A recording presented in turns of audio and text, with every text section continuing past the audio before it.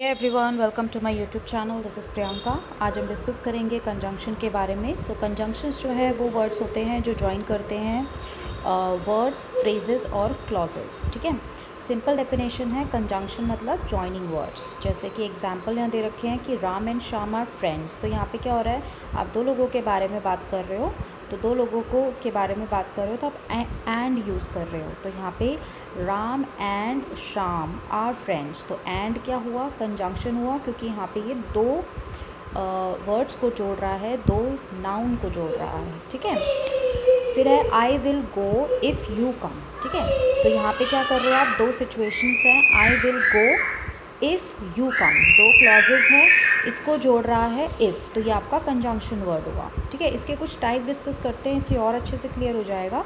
जैसे कि coordinating conjunction, इस ये क्या करता है, इक्वल पार्ट्स को जॉइन करता है। जैसे कि फैन बॉयज़, तो फैन बॉयज़ ये है एक शॉर्ट टर्म, इनको इन वर्ड्स को याद करने के लिए कंजंक्शन वर्ड्स को, F for A for and, N for nor, B for but, O for or, Y for yet and S for so. तो फॉर आप रीज़न के लिए यूज़ करते हो, एंड एडिशन के लिए, नॉर नेगेटिव के लिए, बट एंड येट आप कॉन्ट्रास्ट सिचुएशन के लिए यूज़ करते हो, और आप चॉइस के लिए यूज़ करते हो, और सो आप रिज़ल्ट के लिए यूज़ करते हो।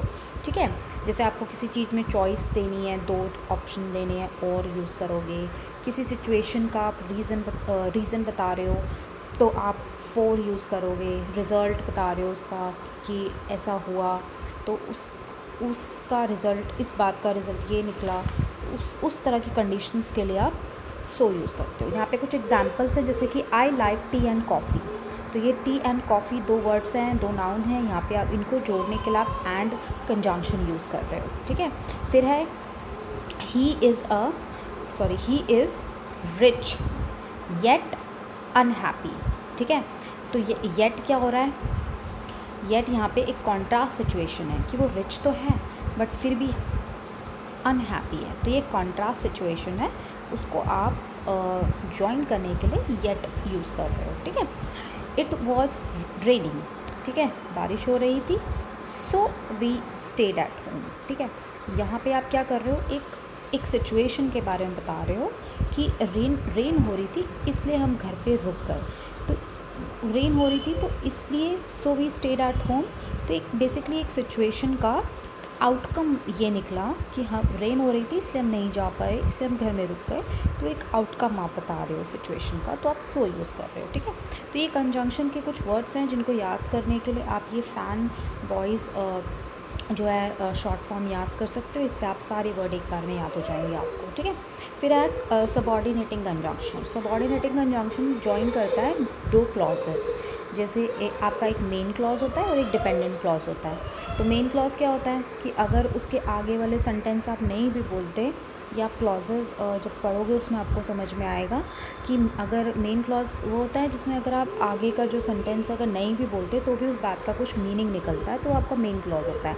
और डिपेंडेंट क्लॉज वो होता है कि अगर आपने मेन क्लॉज नहीं बता रखा तो उस डिपेंडेंट क्लॉज का कोई मतलब नहीं बनता है, अकेले डिपेंडेंट क्लॉज का कोई मीनिंग नहीं निकलता है, वो आपका डिपेंडेंट क्लॉज होता है जो मेन क्लॉज पे डिपेंड करता है। ठीक है, तो इस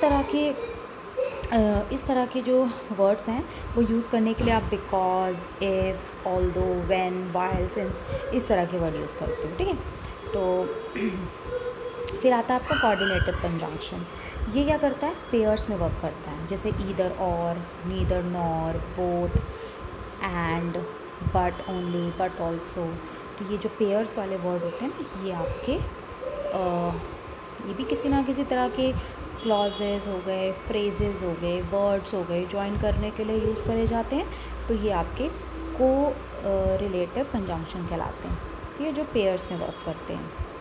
फिर आता है कंजंक्शन वर्ड के वर्सेस प्रेपोजिशन। अब क्या होता है, कई बार कंफ्यूज हो जाते हैं कि जैसे एग्जांपल यहाँ पे दे रखा है, ही came after dinner.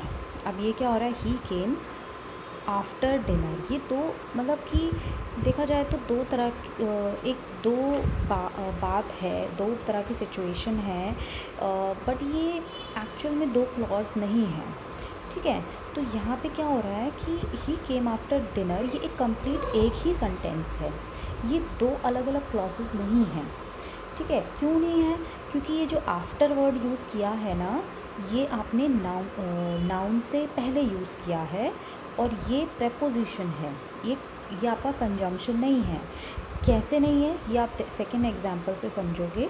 He came after I called him. ठीक है, ये जो आफ्टर है ना, ये आपका कंजंक्शन है।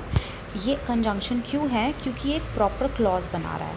अगेन आप जब क्लॉज पढ़ोगे ना तो आपको समझ में आएगा कि जो क्लॉज है ना वो कैसे बनता है। ठीक है, सेंटेंस वो क्लॉज बनने के लिए ना सब्जेक्ट प्लस वर्ब होना चाहिए, तब एक क्लॉज बनता है। ठीक है, तो यहाँ पे क्या है, सेकेंड सिचुएशन में आपकी ये दो क्लॉज हैं, आई कॉल्ड हिम, तो ये पूरा एक क्लॉज बन रहा है। तो यहाँ पे ये जो आफ्टर है ना, ये आपका कंजंक्शन की तरह वर्क कर रहा है। लेकिन ये जो ऊपर वाले में आफ्टर जो है जस्ट नाउन से पहले लिखा हुआ है आपने, ये अकेला डिनर कोई क्लॉज नहीं है। तो ये एक कंप्लीट, ये जो कंप्लीट है ये एक ही सेंटेंस है, इसलिए यहाँ पे जो आफ्टर है वो प्रेपोजिशन की तरह वर्क कर रहा है। और ये जो सेकंड सिचुएशन में जो आफ्टर है ना, वो एक कंजंक्शन की तरह वर्क कर रहा है, क्योंकि ये दो क्लॉजेस को जोड़ रहा है। ठीक है, तो क्लॉज के लिए आपके पास सब्जेक्ट और वर्ब होना चाहिए, तब आपका एक क्लॉज बनता है। ठीक है, फिर आता है position of conjunction. Position of conjunction usually comes between clauses, क्योंकि क्लॉजेस जोड़ता है तो यूजुअली क्लॉज बिटवीन क्लॉजेस ही आता है। I stayed home because it was raining, तो ये क्या हो रहा है, दो क्लॉजेस के बीच में आ रहा है, ये आपका बीच में आ रहा है, ये आपकी पोजीशन ऑफ कंजंक्शन होती है।